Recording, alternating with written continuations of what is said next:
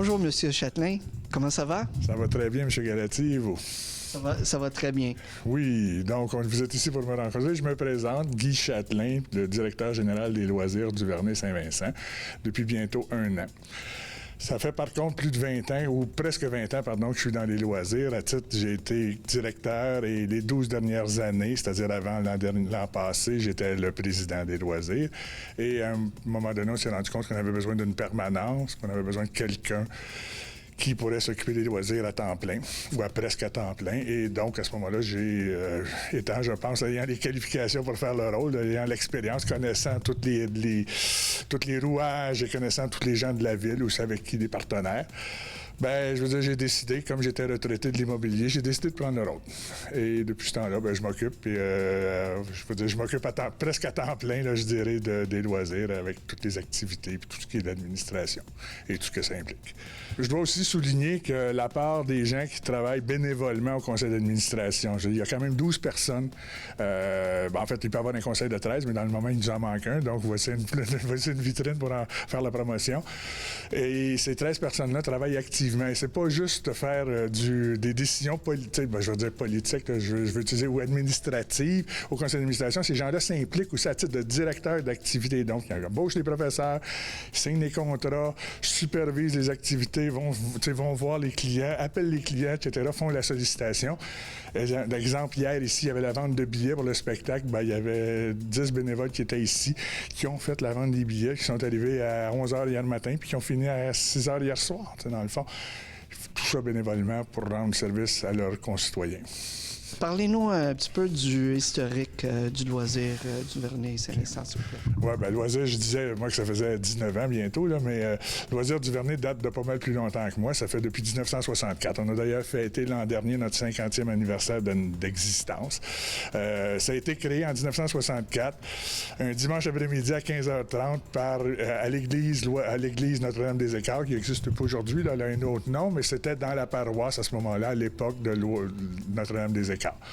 Donc, ça s'est appelé Loisir Notre-Dame-des-Écarts. Et il y a une quinzaine d'années, parce qu'on commençait à couvrir des quartiers à l'extérieur de la paroisse, on a décidé de changer notre nom pour s'appeler Loisir du Vernet-Saint-Vincent et refléter plus le territoire qu'on couvre. Parlez-nous un petit peu des activités que le loisir offre aux citoyens. Aujourd'hui, on offre une gamme d'activités. On rejoint à peu près, je dirais, à chaque session, au-delà de 2000 personnes. Et ça couvre des gens qui pratiquent des activités telles que la natation, qui est probablement la plus grosse activité. On a au-delà de 700 personnes qui sont inscrites à la natation. Ensuite, il y a des arts martiaux, des sports et activités physiques, de la culture et des cours de langue. Cours de langue, l'anglais, l'espagnol, l'italien, les cours d'art, la peinture à l'huile, l'aquarelle, la broderie japonaise. Après ça, la danse, je veux dire, qui est une des très grosses activités aussi qu'on fait. La semaine prochaine, on va avoir un spectacle où on va regrouper plus de 300 enfants qui vont donner le fameux spectacle de fin d'année, leur espèce de minute de gloire, là, ils vont monter sur scène. On a aussi, bien évidemment, arts martiaux, taekwondo, karaté, aikido, j'espère ne pas oublier, judo et iaido. Et après ça, les sports plus traditionnels comme le badminton, le volleyball, le hockey cross-country et ces choses-là. Bref, ça fait à peu près le tour. J'ai oublié, il ne faut pas que je les oublie, la mise en forme, les stretching, le zumba, le pilates, en fait, toutes les activités physiques là, qui sont un peu à la mode aujourd'hui, le belly fit, le ballet à la barre, toutes ces choses-là, ce sont des activités qu'on offre aussi aux adultes, dans le fond. On doit souligner, je veux dire, l'apport important des gens de la ville. Autant ici, même si c'est un exemple ici, même si c'est une location privée que le Loisir du Vernet-Saint-Vincent a fait, il en demeure pas moins que la ville nous subventionne une partie des locaux en nous envoyant une subvention pour la moitié du loyer qu'on paye pour les activités enfants. Quand on occupe l'espace des activités enfants, la ville nous subventionne la moitié du loyer qu'on paye parce que, puis l'entente qu'on a, c'est qu'ils ne sont pas en mesure de nous fournir des locaux de la ville. Mais à part ça, ailleurs, on est aussi au centre Saint-Vincent, on est au centre Groux, on utilise le Boisé-Papineau, ils nous font des locations à l'école du Bois-Joli avec une entente avec la ville puis la commission scolaire.